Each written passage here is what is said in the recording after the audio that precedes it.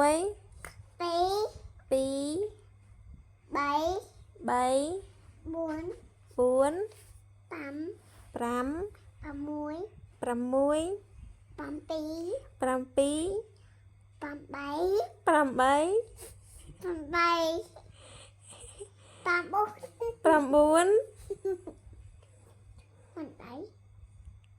3 ហើយគេ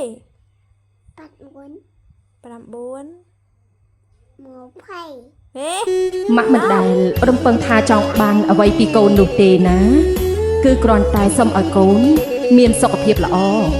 និងរស់នៅដោយសប្បាយចិត្តតែប៉ុណ្ណោះ